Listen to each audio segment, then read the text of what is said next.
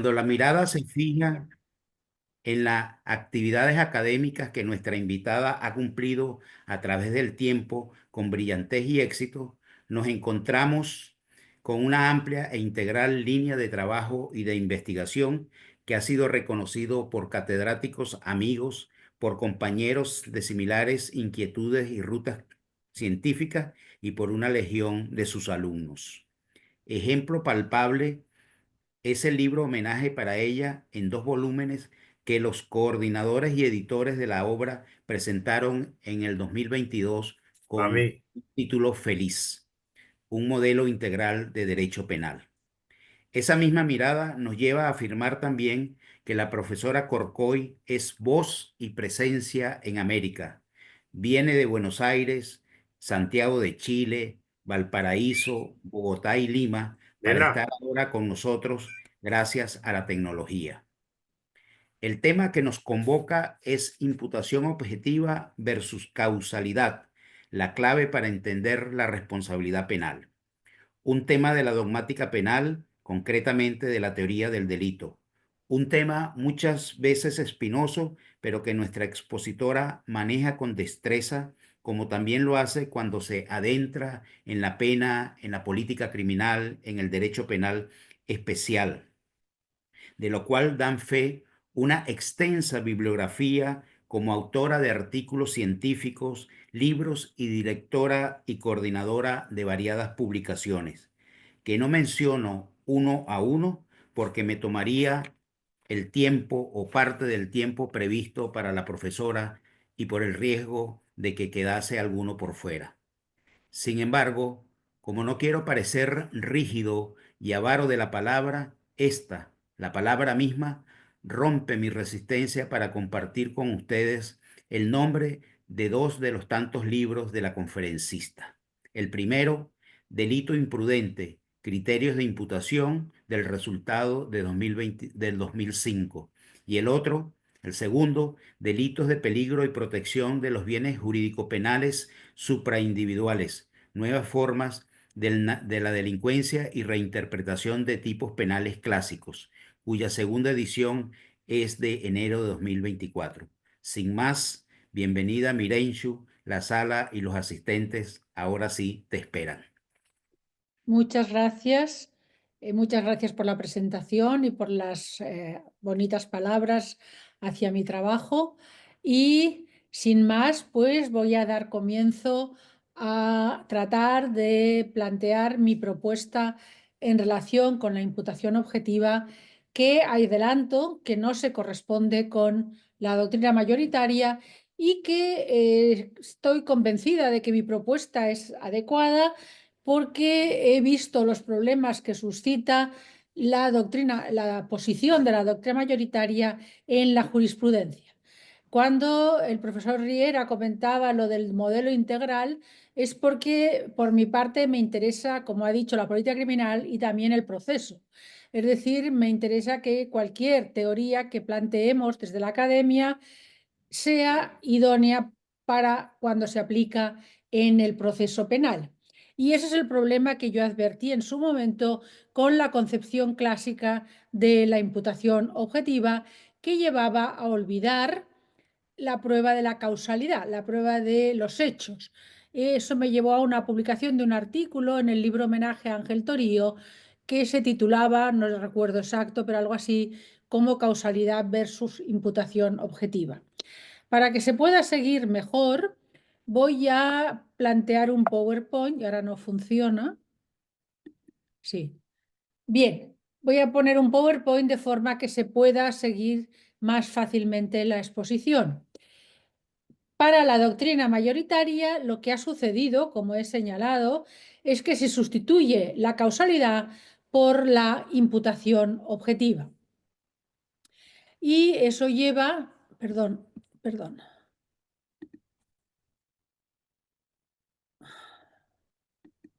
A ver. Eso lleva a que no se prueben, no sé qué está pasando, bueno, a que no se prueben, no hay forma, ¿eh? Ahora. Bueno, da igual, el hecho es que para la doctrina mayoritaria la imputación objetiva, como su propio nombre y dice, señala, es puramente objetiva. Es decir, se trata de probar la relación de riesgo entre resultado y tipo objetivo, lo que lleva al problema que he planteado al principio, a sustituir la relación causal por la relación de riesgo, olvidando la relación causal. Y como he señalado, creo que eso es inadecuado porque en todo caso hay que probar los hechos. Por tanto, tenemos en la propuesta tres niveles. Primero, el presupuesto de imputación objetiva, que supone la creación de un riesgo típicamente relevante. Para que el riesgo sea típico, es necesario que se pruebe la infracción del tipo objetivo y subjetivo. Es decir, infracción dolo o infracción del deber subjetivo de cuidado. Porque ya adelanto también que la imputación objetiva creo que es eficaz tanto en los delitos dolosos como en los delitos imprudentes, donde es cierto que tiene una mayor relevancia, pero también es de utilidad en los delitos dolosos. Junto a este presupuesto de imputación objetiva, hemos de probar la relación de autoría. Es decir, para poder determinar a quién imputamos el resultado, previo a la relación de riesgo, tenemos que determinar a quién imputamos ese riesgo típico.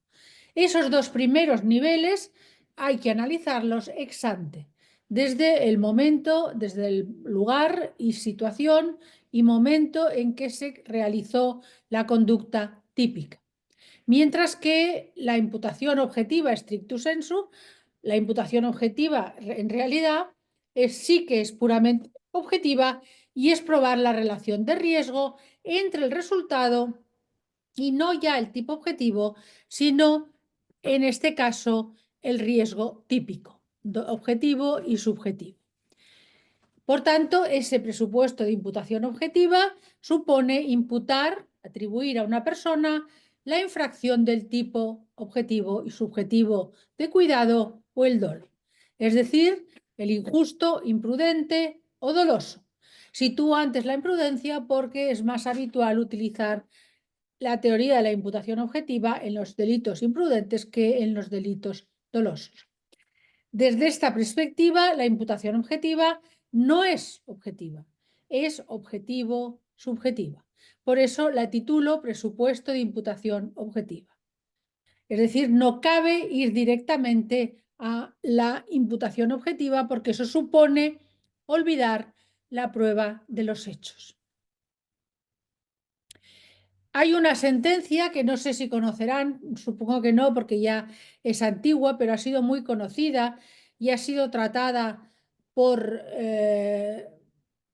en distintos artículos y trabajos y libros colectivos, que es la llamada sentencia de la colza.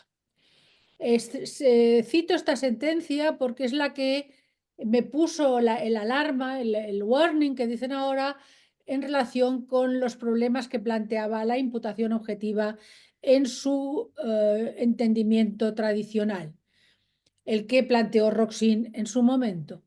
¿Qué sucedió en el caso de la colza? El caso de la colza no se probaron los hechos. Realmente hoy día, esto es de principios de los años 80, hoy día seguimos sin saber exactamente qué es lo que produjo las muertes y lesiones que tuvieron lugar. Incluso no tenemos denominación por ese riesgo, se le sigue llamando síndrome tóxico.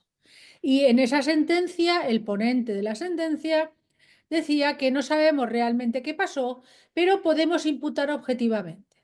Eso es lo que trato de discutir y eso es lo que trato de evitar, que sin haber probado los hechos podamos imputar un resultado, ya que eso supone infringir el principio de presunción de inocencia, el principio acusatorio. Es decir, quien acusa debe probar qué es lo que ha sucedido sin que concurra una duda razonable en terminología anglosajona o una duda en el sentido de indubio pro reo de la denominación continental, podemos llamarla así. Por tanto, Ese punto para mí es el relevante, por eso lo repito y lo volveré a repetir, que no podemos plantear la imputación objetiva como una relación de riesgo entre resultado y infracción del tipo objetivo o tipo objetivo. Voy a dedicar más tiempo al presupuesto de imputación objetiva que a la imputación objetiva en sentido estricto, porque la imputación objetiva en sentido estricto es lo que más se conoce, es lo que suele estar en los manuales y por tanto es más fácil poder acceder a ello, aunque lo mencionaré al final. Bien, por tanto, vamos a centrarnos en primer lugar en el presupuesto de imputación objetiva, en la cual tenemos que limitar el riesgo típico a partir de ciertos principios. El primero sería la adecuación social. La adecuación social es un límite del deber objetivo de cuidado, cuando realizamos el juicio ex ante sobre la relevancia típica de la conducta. Por tanto, la relación con el resultado positivo, que es ex post, debemos tener en cuenta si la adecuación social había excluido ya la tipicidad de ese riesgo. En el segundo sentido de adecuación social, analizada ex post, tiene un sentido muy próximo a la teoría de la adecuación, que ha pasado de una teoría de la causalidad a un sustitutivo de esto y, por último, como criterio de imputación objetiva. Que creo que, bueno, sí tiene un sentido, pero ahí no estamos hablando de imputación objetiva, estamos hablando de riesgo típico, estamos hablando de tipo objetivo. Por tanto, la adecuación social es un límite de la tipicidad y se fundamenta en que los bienes jurídico-penales no se protegen de forma absoluta, sino en relación con las necesidades del conjunto de la sociedad. Estas necesidades son las que pretenden delimitar aquellos supuestos en los que realmente se protege el bien jurídico y aquellos en que no se hace.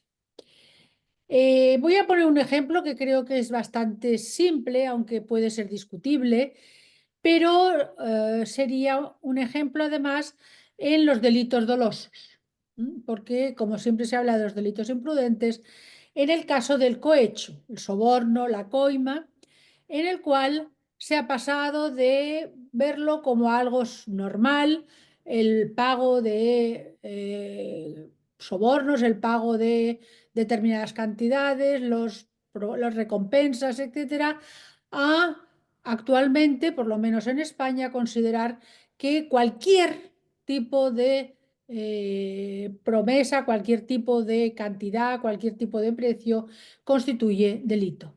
Creo que es tan incorrecta la primera postura como la segunda, porque aquí tenemos que tener en cuenta la idea de la adecuación social.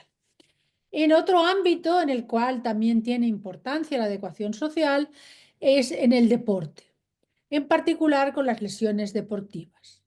Es decir, en el deporte se considera adecuado socialmente la producción de determinadas lesiones que muchas veces no son estrictamente dolosas, sino que son, estrictamente imprudentes, sino que son dolosas y, sin embargo, se considera que son socialmente adecuadas en el sentido de que no tienen relevancia penal, con independencia que puedan dar lugar a determinada sanción de tipo deportivo, como puede ser una expulsión, una tarjeta roja, amarilla, etcétera, en el fútbol.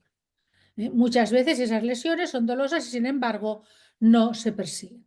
Sin embargo, también aquí la adecuación social ha ido modificándose y hoy en día cada vez más se limita esa adecuación social y en España, por ejemplo, ya se ha condenado penalmente supuestos de lesiones producidas en el ámbito del deporte.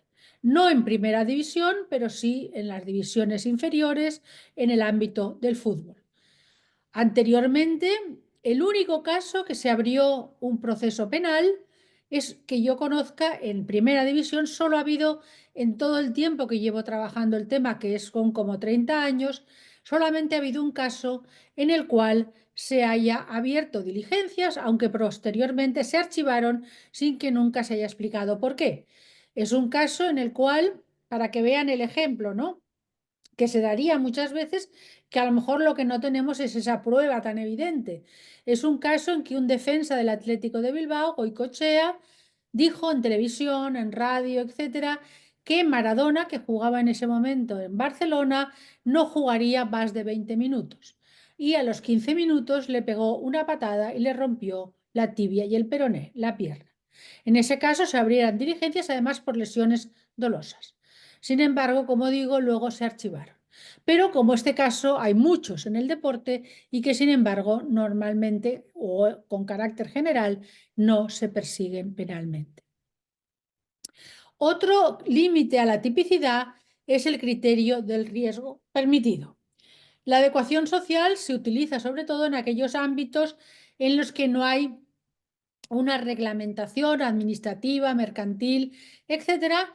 Me pueden decir, hombre, en el deporte hay reglamentación, sí, pero es una reglamentación que está pensada para organizar el deporte, para la equidad en las competiciones deportivas, etcétera, pero no desde una perspectiva de limitación del riesgo. O como mínimo ese no es su presupuesto o su fundamento esencial. Sin embargo, hay otro ámbito en el cual sí que se ha desarrollado la idea del riesgo permitido, que surge a la mitad del siglo XIX en relación con lesiones y muertes imprudentes en el ámbito de la industria. Aquí la necesidad de favorecer la industrialización, con los riesgos que conlleva, llevó a que se hiciera referencia por primera vez en el ámbito penal a la idea del riesgo permitido. En general, en los delitos dolosos, sin embargo, fue rechazada la idea del riesgo permitido y que incluso se ha dicho que en el ámbito doloso es superfluo hablar de riesgo permitido. Sin embargo, creo que no es así y luego veremos ejemplos de supuestos que entrarían en el ámbito doloso y que, sin embargo, también el riesgo permitido lleva a que no se consideren relevantes penalmente. Uno de los ámbitos del riesgo permitido, precisamente aquel en el que surge, es permitido por la utilidad de ese riesgo. Estaríamos hablando del tráfico viario, la aviación, trabajo, minas, construcción, etc. Cuando el autor crea o no controla un riesgo permitido, no hay presupuesto de imputación. No es típicamente relevante y no cabe imputar el resultado. En estos sectores de actividad pueden surgir riesgos imprevisibles. Si están mirando la presentación, verán que imprevisibles lo pongo con entrecomillado. ¿Por qué? Porque si se ha producido el resultado es que era previsible. Cuando hablamos de imprevisible es desde una perspectiva subjetiva. Para el sujeto, atendiendo a las circunstancias, no era previsible que se produjera ese resultado. Lo que pasa es que, aun cumpliendo el deber objetivo y subjetivo de cuidado, se pueden producir resultados que, ahí decimos, no se pueden prever, pero mejor sería no se deben prever. Hay también un sector de la doctrina que habla de riesgo permitido por insignificancia. Creo que es más correcto en estos casos hablar de ausencia de lesividad. Hay un ejemplo que plantea precisamente Roxin en el ámbito de la imputación objetiva, que es el caso del sobrino que hace subir constantemente a su tío en un tranvía esperando que tenga un accidente para heredar. Espera que tenga un accidente para poder heredar. Ahí Roxin dice viajar en tranvía en principio no es un riesgo típicamente relevante. Bueno, en principio no, evidentemente, pero habría que ver las circunstancias concretas, y el problema no es de imputación objetiva, de relación de riesgo. El problema es que ese riesgo no es idóneo para matar. Es un riesgo permitido. Estamos hablando ex ante ya. Cuando hablamos de riesgo permitido como límite de la tipicidad, lo que estamos haciendo realmente es una ponderación de intereses. Esto entra en el ámbito de lo que a veces se habla como derecho penal una visión economicista del derecho penal. Economicista no quiere decir que sea desde una perspectiva monetaria, quiere decir que hacemos esa ponderación de intereses a la que hago referencia. Es decir, una ponderación entre la necesidad y utilidad de la actividad, que por ejemplo sería mínima en el caso de uso de armas y máxima, por ejemplo, en una intervención quirúrgica. Y por otro lado, en la otra balanza, en el otro lado de la balanza, que tenemos la previsibilidad objetiva ex ante de que se produzca el resultado. Ex post siempre era previsible. Si se ha producido el resultado, es que era previsible. Por tanto, siempre la previsibilidad objetiva la tenemos que analizar ex ante en el momento que se produjo la conducta. Aquí les pongo un ejemplo que no es una sentencia, es un auto, porque el caso se archivó, que es el caso del camping de Viesca. Ahí se consideró que eran imprevisibles unas lluvias torrenciales que arrasaron un camping porque hacía más de 500 años que esto no había sucedido. Se entendió que algo que en 500 años no había sucedido no era previsible para aquellas personas que autorizaron ese camping. Y por eso se archivó el caso. Por tanto, no hay sentencia, es un auto de archivo en ese caso del camping de Viesca. ¿Por qué? Porque la previsibilidad objetiva era mínima. Evidentemente, ex post, claro que había previsibilidad porque se produjo el resultado, pero lo que tenemos que analizarlo es ex ante. Y ese punto lo repito porque es lo que diferencia claramente lo que estoy proponiendo de la visión clásica de la imputación objetiva que se analiza ex post. Por lo que digo que es como una repetición de lo que es la relación causal. Por tanto, el riesgo permitido se mueve en conductas de prevalente utilidad social. Por ejemplo, en el desarrollo industrial, en el empleo de personas en profesiones peligrosas, en investigaciones científicas, en el tráfico viario, aéreo y marítimo. Estos serían los supuestos más relevantes en los cuales hay un amplio margen de riesgo permitido. Por ejemplo, por poner un solo ejemplo, si hablamos del tráfico viario, las aseguradoras saben, conocen, con un margen de error creo que es entre el 1 y el 0,5%, cuántas muertes y lesiones se van a producir el año siguiente. Y es algo que calculan evalúan los riesgos para ver cuáles son las cuotas que se van a imponer a los asegurados. Por tanto, realmente ya se sabe que en el tráfico se van a producir esas muertes, esas lesiones, y sin embargo es riesgo permitido porque es de utilidad social. Podemos hablar también de riesgo permitido en supuestos de causalidad imprevisible. Esta terminología es también de Roxin y también en su caso lo que hace es analizarlo ex post. Y aquí lo que se trata es confrontar el peligro ex ante creado por la conducta con su utilidad social. Aquí se habla también de principio de insignificancia, lo cual no quiere decir otra cosa que ausencia de lesividad. Cuando hablo de lesividad estoy hablando de antijuridicidad material.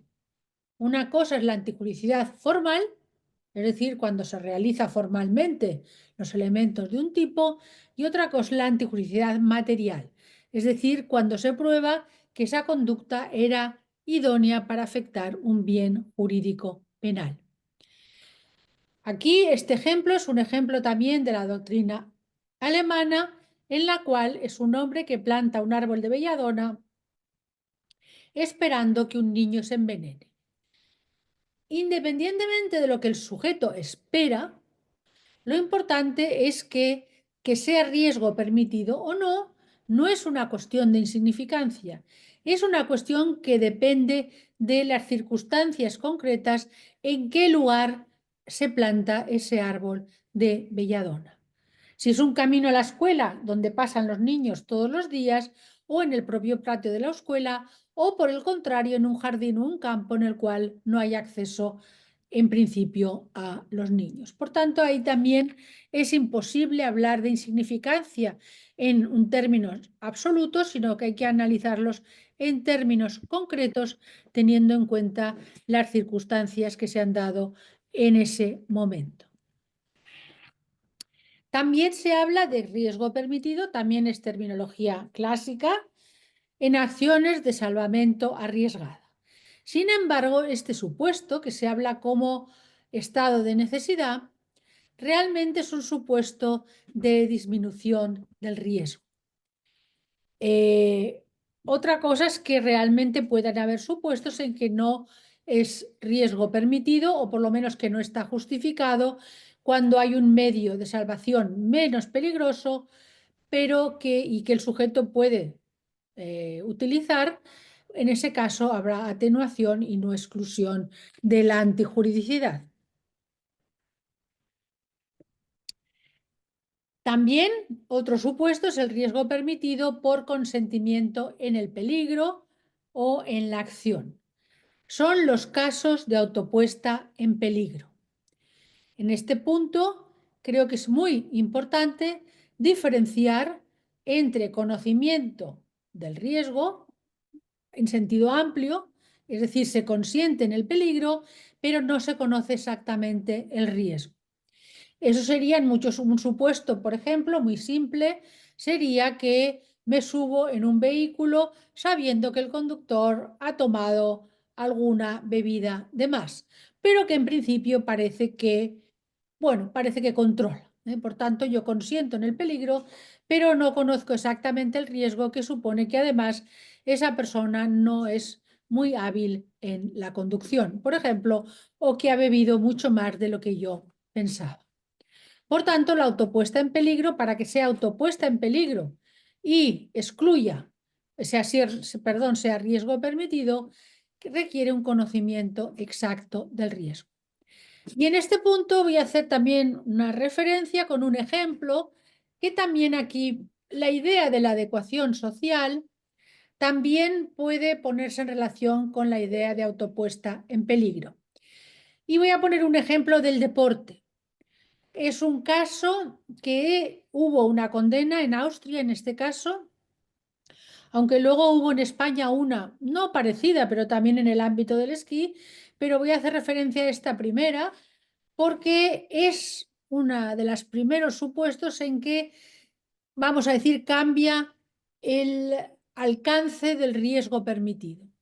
Es un caso en el cual es una competición de un campeonato del mundo de esquí, de slalom gigante, que van a bajar esquiadoras que son profesionales, que conocen la pista, que han estado entrenándose en esa pista y el director de la carrera las reúne y les dice que esa mañana la pista está bastante helada, que está peligrosa, pero que como son profesionales si creen que pueden bajar o no, o si quieren bajar o no. Todas ellas unánimemente dicen que no hay ningún problema, que ellas conocen la pista y que saben el riesgo de una pista helada. Sin embargo, una de ellas sale de la pista y cae y muere. En este caso se condena al director del campeonato del mundo por un homicidio imprudente. Esto unos años antes hubiese sido impensable porque se hubiese considerado una autopuesta en peligro. Por tanto, en el deporte se está dando esta situación que he comentado antes en relación con la adecuación social, que se está restringiendo el ámbito de riesgo permitido o en términos contrarios se está ampliando lo que se considera riesgo típico. Es decir, la sociedad actualmente tiene una menor tolerancia al riesgo también en ese ámbito. En general, por tanto, se habla de este principio de insignificancia o lesividad o antijuricidad material o restricción final del ámbito de aplicación del tipo. Serían distintas modalidades de definir lo mismo. Todo ello, en definitiva, supone una interpretación teleológica del tipo, atendiendo a si efectivamente ex post, en ese caso en concreto, se ha lesionado en sentido de afectación el bien jurídico penal protegido. En estos casos, ex ante, formalmente se realiza el tipo, pero ex post se entiende que no hay lesividad. Es decir, hay ausencia de resultado en sentido jurídico. Aquí no hablamos resultado en sentido material, separado espaciotemporalmente de la conducta, sino resultado en sentido jurídico en el sentido de lesividad, de antijuridicidad material. Por ejemplo, voy a poner, he dicho antes que esto en general se ha estudiado en el ámbito de los delitos imprudentes, pero que también es aplicable en los delitos dolosos. Y voy a poner 3 ejemplos que en este caso no son de Roxin, no son míos, son de la jurisprudencia del Tribunal Supremo Español. En este caso, uno de ellos, y no es de una sentencia, es algo que ya es jurisprudencia del Tribunal Supremo, en relación con la tenencia ilícita de armas. Conforme al tipo penal previsto en el Código Penal, se considera delito la tenencia de un arma prohibida, en todo caso es delito, y la tenencia de un arma no prohibida pero sin licencia. Es decir, en definitiva, se castiga la tenencia ilícita de un arma.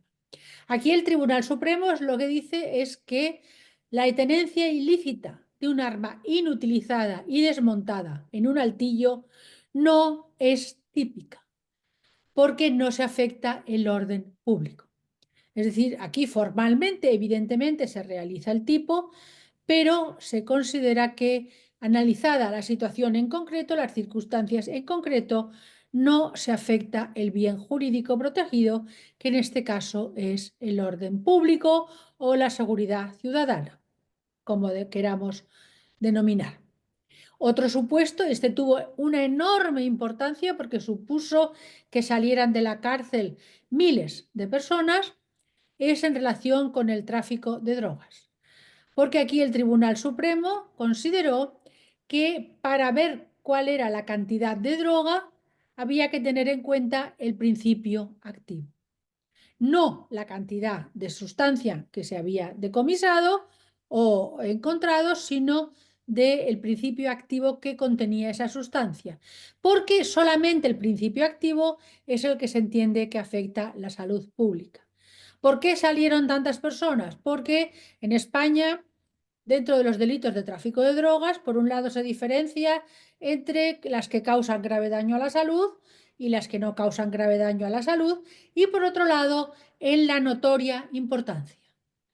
Por ejemplo, en el caso de la cocaína, la notoria importancia puede llevar a penas de 12 años, entre 9 y 12 años, mientras que si no es notoria importancia estamos en 4 o 5 años. Por tanto, como ven, la diferencia es abismal. Y ahí llevó a que en muchos casos esa persona que había sido condenada por notoria importancia se entendió que no se había probado esa notoria importancia y por tanto que el hecho no era típico, aun cuando también conforme a la redacción del tipo podía entender que sí. Otro supuesto, con esto termino los ejemplos, es que también he hecho referencia antes a este tema, es el regalo de unos bombones a un funcionario en atención a cómo le ha tratado, no para que haga nada en concreto, sino por cómo le ha tratado. En esos casos se entiende también por el Tribunal Supremo que no se afecta el buen funcionamiento de la función pública. En los sectores, por tanto, de actividad no reglamentado, no hay una base jurídica que delimite el ámbito del riesgo permitido y es donde acudiremos a lo socialmente adecuado, a la costumbre. En lo socialmente adecuado, en estos casos, sustituye las reglas técnicas que son las que delimitan el riesgo permitido en los ámbitos que están reglamentados.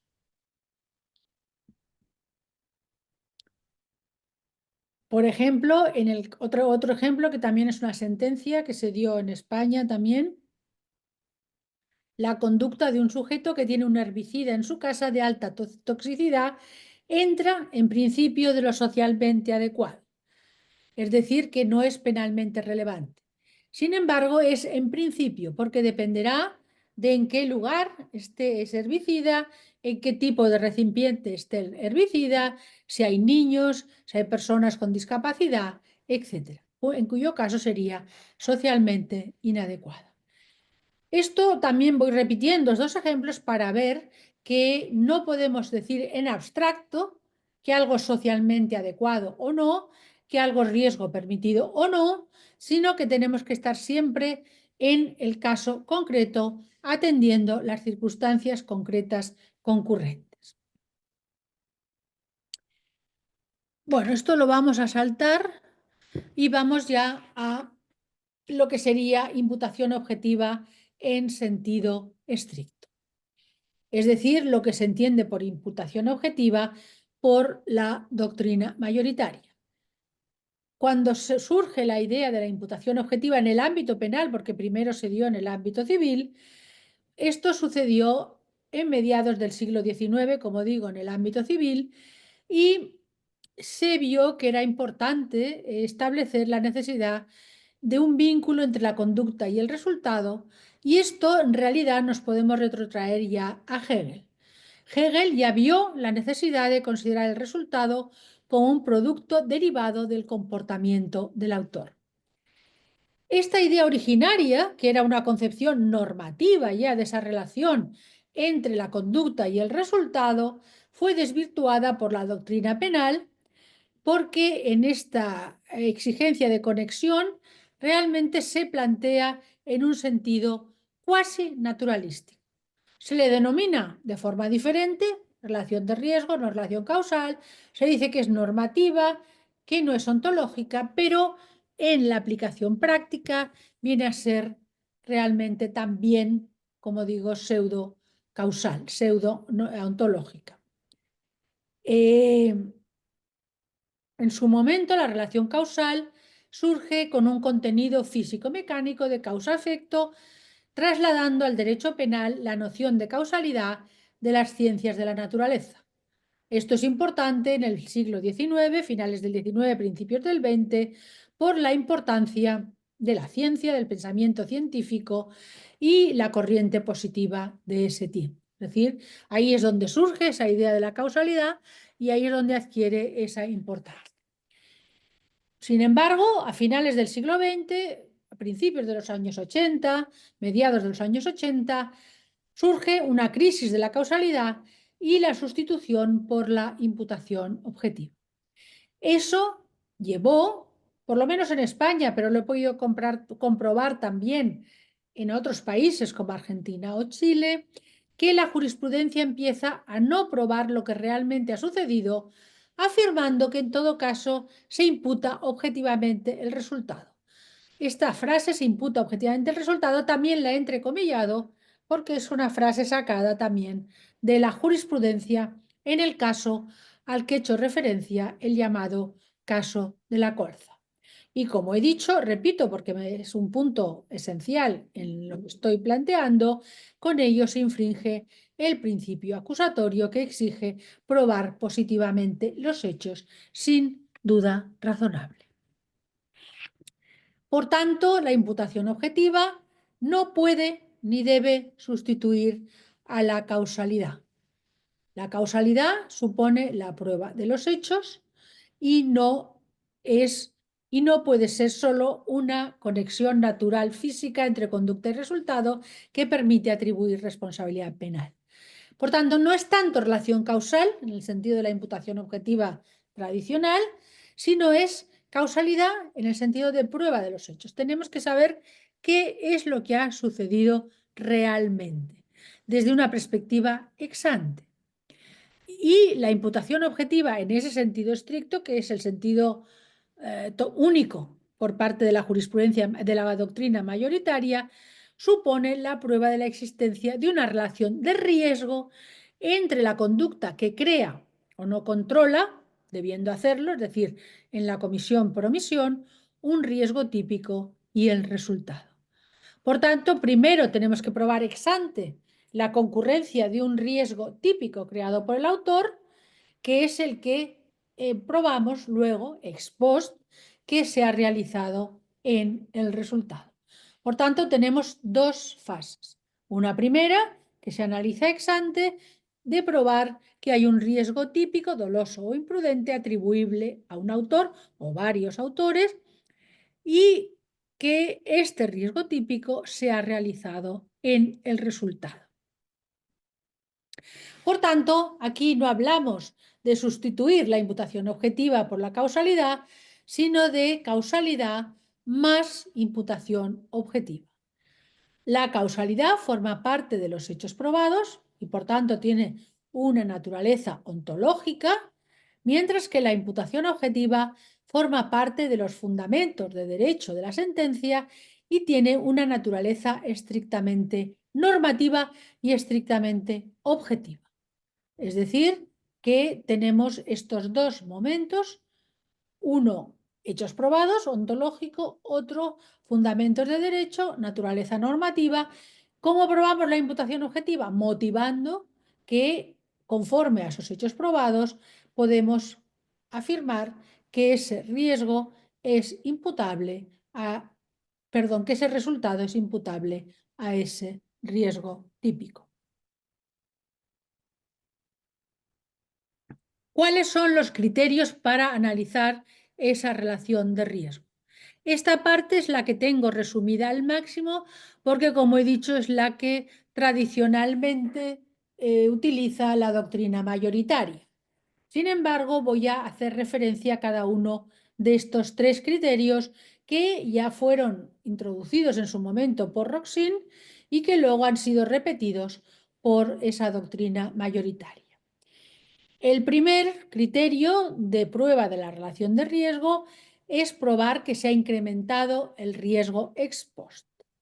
Esto realmente en Roxin es una modificación de su primera postura, porque en su primera postura él habla de incremento del riesgo, en cuyo caso realmente no nos sirve para nada la imputación objetiva, porque siempre que ha habido un riesgo supone un incremento del riesgo. Si yo creo un riesgo, hay un incremento del riesgo, es algo de lógica aplastante. Por tanto, ex ante, cualquier riesgo que se cree ya se pondría imputación objetiva. Por tanto, lo que tenemos que probar es que realmente ex post se ha aumentado el riesgo. Es decir, no un incremento del riesgo ex ante, sino un incremento del riesgo analizado ex post. Ese realmente es el criterio fundamental desde el posicionamiento que estoy planteando. Es decir, tenemos que probar que ese riesgo en concreto que he calificado como típico, ese en concreto es el que se ha realizado en el resultado. No otro riesgo, no la suma de otros riesgos, sino ese riesgo típico, repito, es decir, doloso o imprudente, ese es el que se ha realizado en el resultado. El otro criterio que también plantea Roxin es el de finalidad de protección de la norma. Este criterio no es que sea malo, creo que tiene poca utilidad, porque si hablamos de la norma penal, carece de utilidad, porque la finalidad de protección de la norma es evitar cualquier resultado lesivo. Si hablamos de finalidad de la norma de cuidado, de la regla técnica, del reglamento, en ese caso puede tener utilidad. Y voy a plantear solo un ejemplo, que es un ejemplo también de Roxin, de la doctrina alemana. Si estoy siguiendo a Roxin es porque en esto, no solo en esto, pero en esto en concreto, ha influido totalmente en los que han seguido y por tanto no es necesario que haga referencia a otros autores.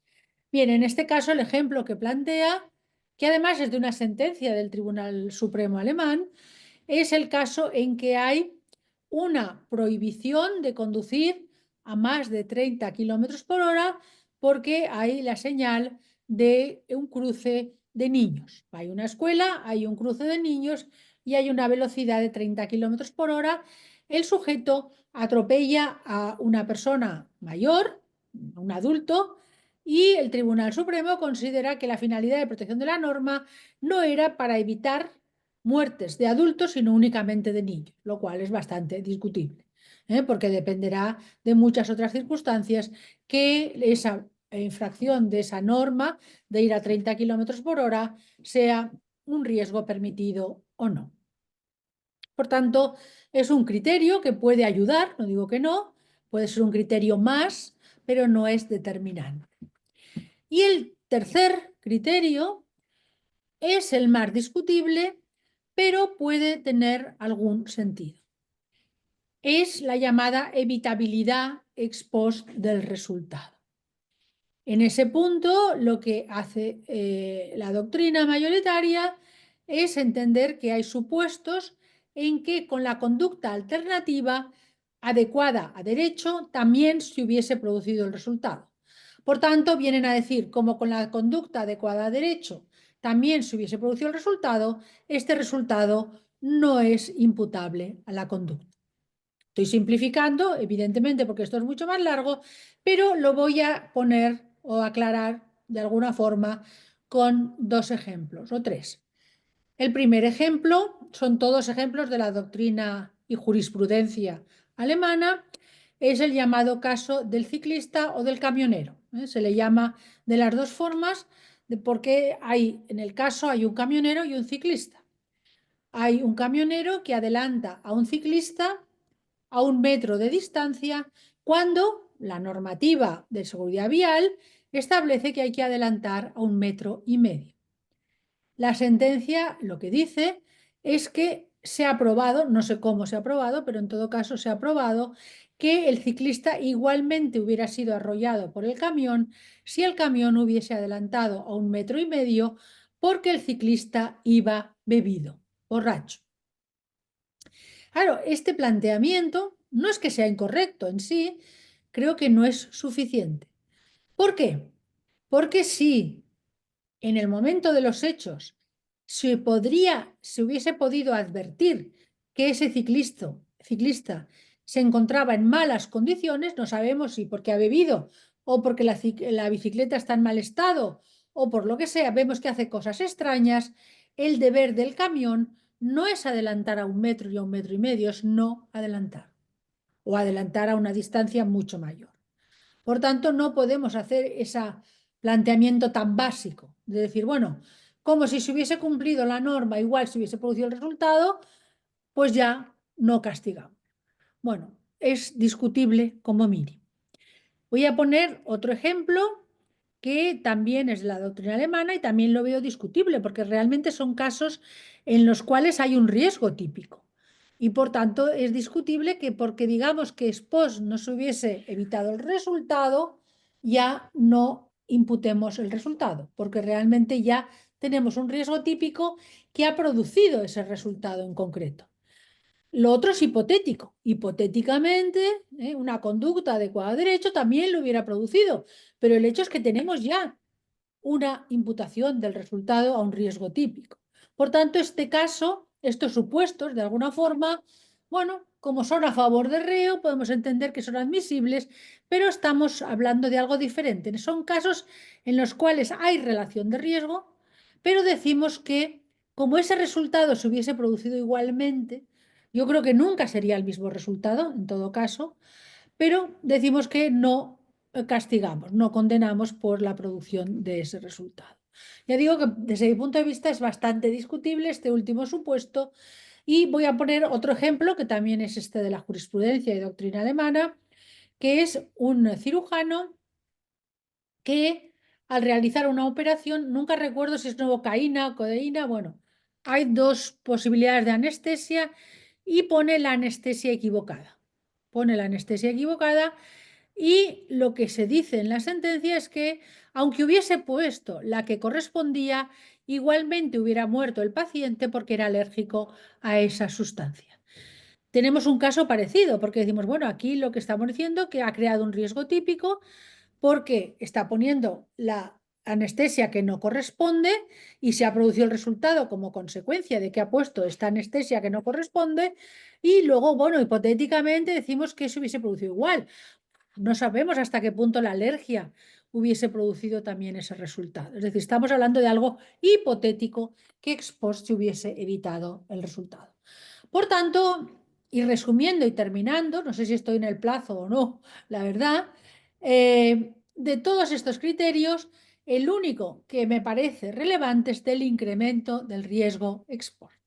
Es decir, la imputación objetiva en sentido estricto supone que probemos que hay un riesgo típico atribuible a un sujeto y que ese riesgo típico en concreto es el que se ha realizado en el resultado. Luego ahí se nos pueden plantear muchas problemáticas cuando concurren otros riesgos que pueden ser de la propia víctima, pueden ser de terceros, pueden ser de circunstancias de la naturaleza, etcétera, y todo eso pues, nos llevaría a problemas de lo que se conoce como causalidad paralela o, bueno, problemas de determinación de si es imputable a todos ellos o solo a uno de ellos, o si se disminuye la pena respecto de cada uno de ellos, etcétera, pero eso sería objeto realmente de otra intervención. Pues muchas gracias y quedo a su disposición. Muchas gracias, profesora Corcoy. Se abre el derecho de palabra. Las preguntas, comentarios, críticas que la audiencia tenga bien, pueden formularla. Perdón que se me ha ido todo. Ah,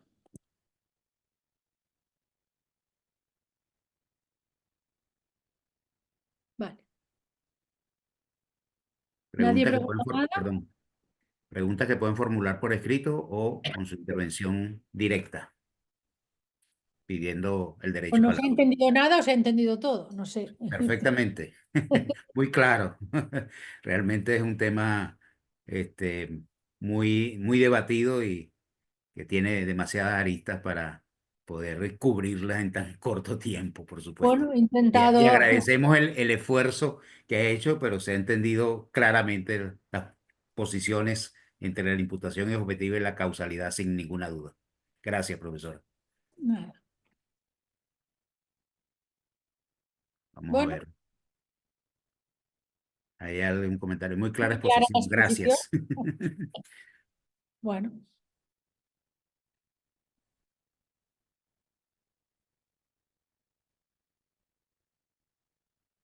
he sido demasiado clara, está claro. Creo que sí.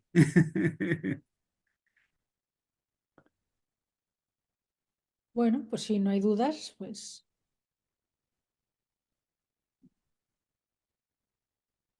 Yo creo que más de uno se va a animar. Vamos a ver quién rompe los fuegos. hay uno que se ríe mucho, no sé, a lo mejor tiene alguna, alguna pregunta. También haciendo el comentario que fue muy clara su exposición. Bueno, la verdad, bueno, para mí, bueno, muy acertado toda esta temática, que de verdad que nos abre un poco la mente en cuanto a este tipo de exposiciones tan, realmente tan importantes para, bueno, para todo en el área del derecho.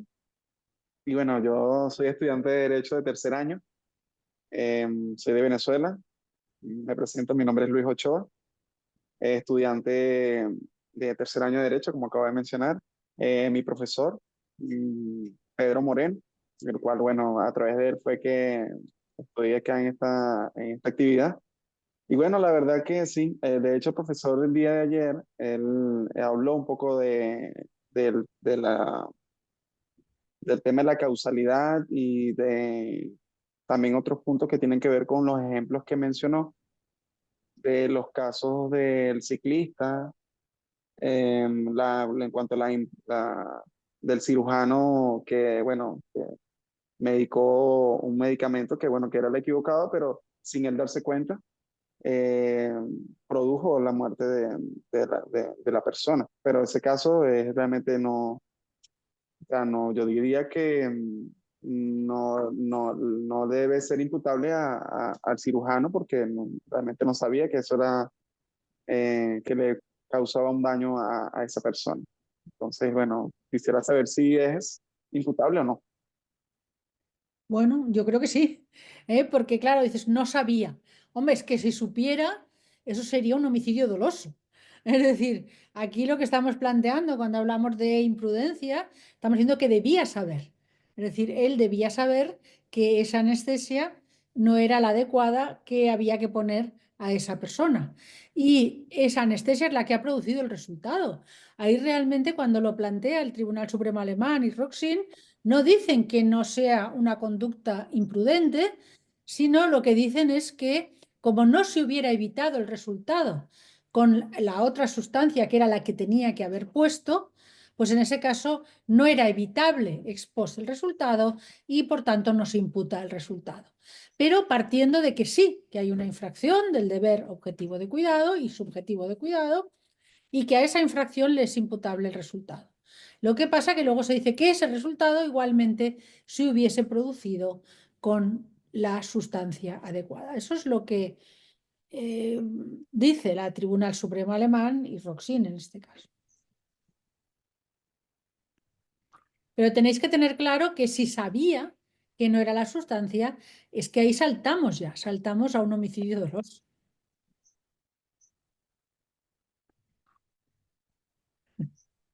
La cuestión es si debía saber o no.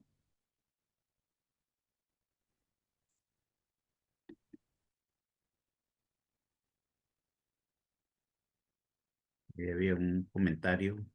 Estoy leyendo. Ok.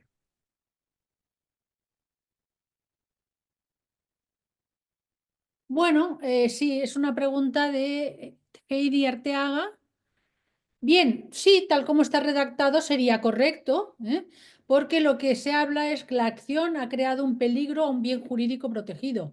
Claro, pero la cuestión es cuando hay un peligro para un bien jurídico protegido.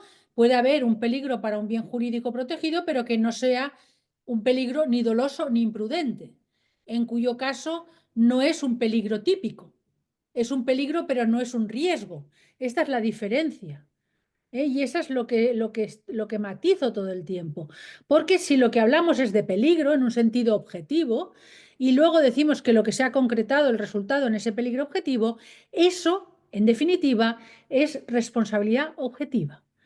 Responsabilidad objetiva que no cabe en el ámbito penal. Por tanto, para mí ese es el problema que tiene la imputación objetiva, como se entiende tradicionalmente o por la doctrina mayoritaria, es que nos lleva realmente a una responsabilidad objetiva. Y eso más todavía cuando, por parte de un amplio sector de la doctrina, si miramos los manuales, cuando se habla del tipo subjetivo imprudente, se habla de ausencia de dolo. Cuidado, no es suficiente para que haya un hecho imprudente que sea ausencia de dolo. Es necesario que el sujeto tenga el deber de conocer. Si recuerdan el ejemplo que he puesto del camping de Biescas, de las lluvias torrenciales, ahí hay un peligro objetivo, que son las lluvias. Y ese peligro se realiza en el resultado, muertes y lesiones. Sin embargo, se dice que ese peligro objetivo no era exigible conocerlo por los que autorizaron el camping ni por el propietario del camping y por tanto no es un riesgo típico. Es un peligro objetivamente, pero no es un riesgo típico. ¿Mm?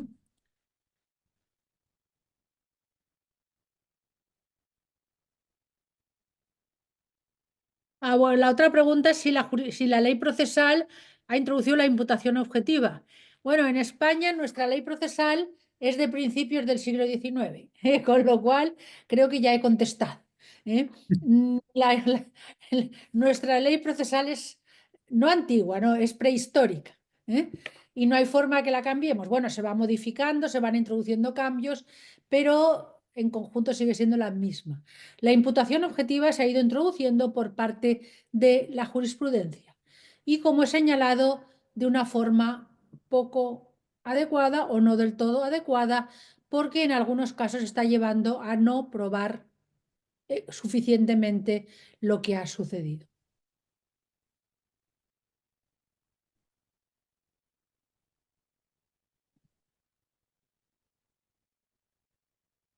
Aquí el finalismo ya se acabó. Aquí teníamos un finalista fundamental, que era el profesor Cerezo Mir. Teníamos su discípulo, Luis Gracia, ambos han muerto, En este momento, que yo sepa, en España solo queda una catedrática de Derecho Penal, María Ángeles Rueda, discípula a su vez de Cerezo y Luis Gracia, que es la única que yo sepa que sigue defendiendo el finalismo.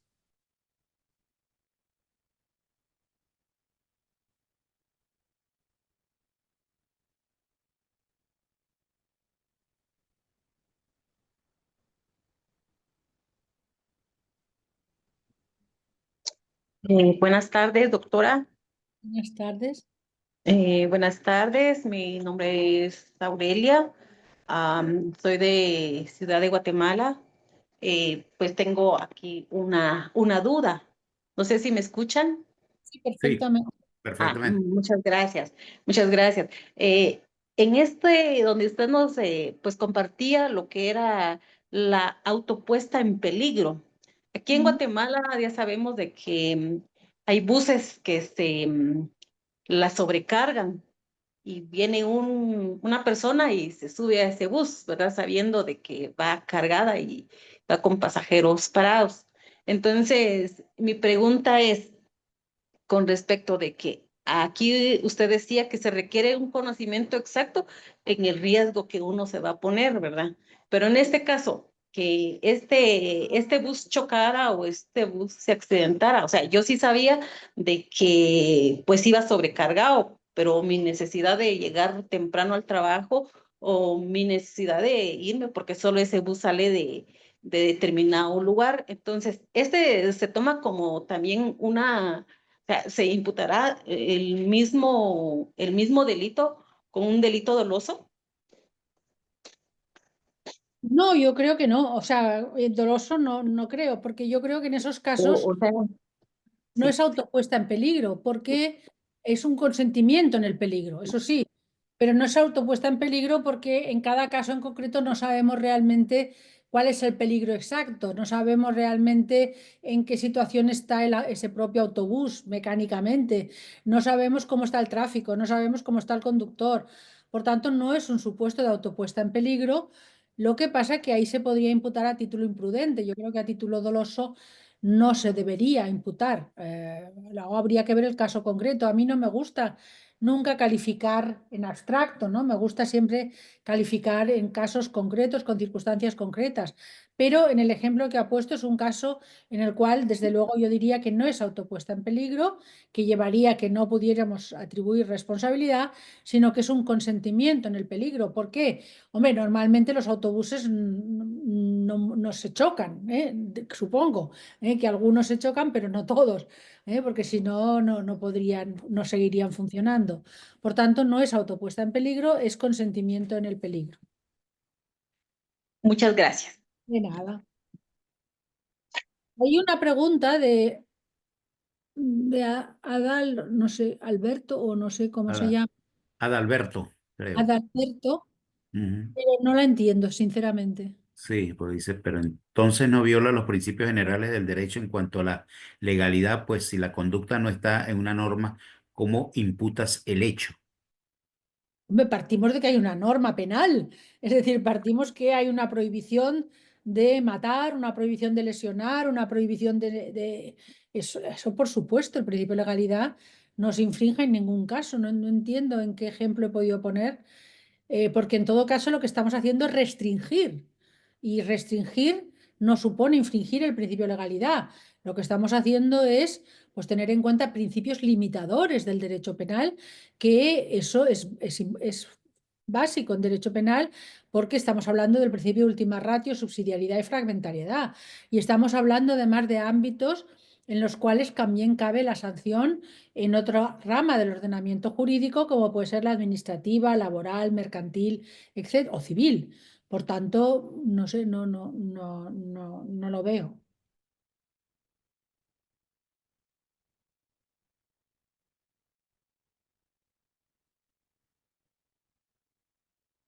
¿Alguna otra pregunta, comentario que le quisieran hacer a la profesora Corcoy?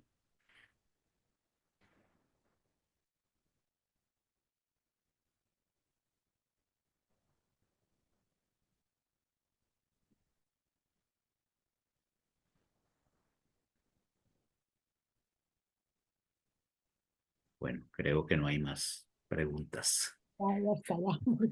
Que además tengo ahora otra reunión a las 7:30, o sea que... ahora No le está mi quitemos hora. más tiempo, profesora. En nombre de todo el equipo de JUDEC y de los participantes en esta reunión con usted, queremos reiterarle nuestro profundo agradecimiento por su exposición clara, de una gran sencillez, pero con una gran brillantez, de temas que no son temas fáciles de concluir con una posición definitiva, sobre todo por el debate siempre inconcluso que hay en la dogmática penal con respecto a estos temas que usted ha tratado en la tarde de hoy. Nuevamente le reitero en lo personal mi agradecimiento personal, y solo me resta decirle que las puertas de nuestra amistad y de nuestra sala estarán siempre abiertas para usted. Muy buenas tardes. Buenas tardes y muchas gracias. Hasta pronto. Hasta pronto.